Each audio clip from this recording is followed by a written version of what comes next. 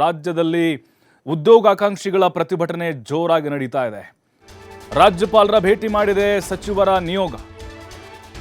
ಒಳ ಮೀಸಲಾತಿ ಬಿಲ್ಗೆ ಸಹಿ ಹಾಕುವಂತೆ ಮನವಿಯನ್ನ ಮಾಡಿಕೊಂಡಿದ್ದಾರೆ. ಬಿಲ್ಗೆ ಸಹಿ ಹಾಕದೆ ನೇಮಕಾತಿ ಮಾಡಲು ಸಮಸ್ಯೆ ಆಗುತ್ತಾ ಇದೆ. ಹೀಗಾಗಿ ಪರಿಶೀಲಿಸಿ ಶೀಘ್ರವೇ ಸಹಿ ಹಾಕಬೇಕು ಅಂತ ಮನವಿಯನ್ನು ಸಲ್ಲಿಸಿದ್ದಾರೆ ಸಚಿವರ ನಿಯೋಗ. ಸಿಎಂ ಸಭೆ ಬಳಿಕ ರಾಜ್ಯಪಾಲರನ್ನ ಭೇಟಿ ಮಾಡಿದ್ದಾರೆ ಸಚಿವರು. ಡಾಕ್ಟರ್ ಜಿ ಪರಮೇಶ್ವರ್, ಮಹದೇವಪ್ಪ, ಮುನಿಯಪ್ಪ, ಸಚಿನ್ ಜಾರಕಿಹೊಳಿ, ಹಾಗೆ ಆರ್.ಬಿ. ತಿಮ್ಮಾಪುರ ಆಗಿರಬಹುದು, ಇನ್ನೂ ಹಲವು ನಾಯಕರು ಈ ಒಂದು ನಿಯೋಗದಲ್ಲಿದ್ದರು. ಹೋಗಿ ಒಳ ಮೀಸಲಾತಿದು ಏನಿದೆ ಆ ಗೊಂದಲ ಇದೆ ಅಲ್ವಾ, ಅದು ಬಗೆಹರಿದಿದ್ರೆ ಇಲ್ಲಿ ಜಾಬ್ಗಳನ್ನು ಭರ್ತಿ ಮಾಡಲಿಕ್ಕೆ ಆಗೋದಿಲ್ಲ, ಕಷ್ಟ ಆಗುತ್ತೆ, ಅದು ಅಡ್ಡ ಬರ್ತಾ ಇದೆ.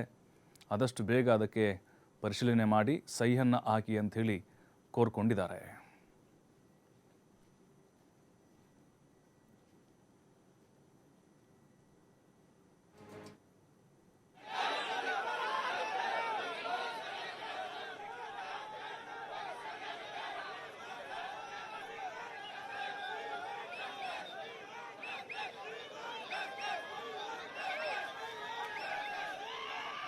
ನೋಡಿ, ಈಗ ರಾಜ್ಯಪಾಲ ತಾವರ್ ಚಂದ್ ಗೆಹ್ಲೋಟ್ ಅವರನ್ನ ಸಚಿವರ ನಿಯೋಗ ಭೇಟಿಯನ್ನು ಮಾಡಿ ಮನವಿಯನ್ನು ಮಾಡಿದೆ.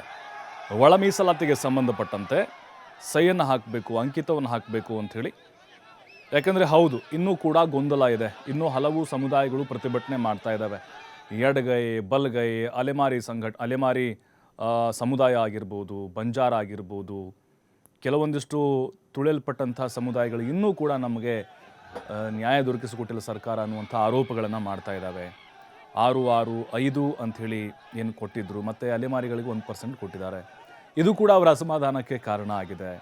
ನಮ್ಮನ್ನು ಕಡೆಗಣಿಸಿದ ಸರ್ಕಾರ ಅಂಥೇಳಿ. ಅದರ ಜೊತೆಗೆ ಉದ್ಯೋಗದಲ್ಲಿ ನಮಗೂ ಕೂಡ ಹೆಚ್ಚಿನ ಅವಕಾಶಗಳು ಸಿಗಬೇಕು ಅಂತ ಹೇಳಿದ್ರೆ ಮೀಸಲಾತಿಯ ಪ್ರಮಾಣ ಹೆಚ್ಚಾಗಬೇಕು ಅನ್ನುವಂಥ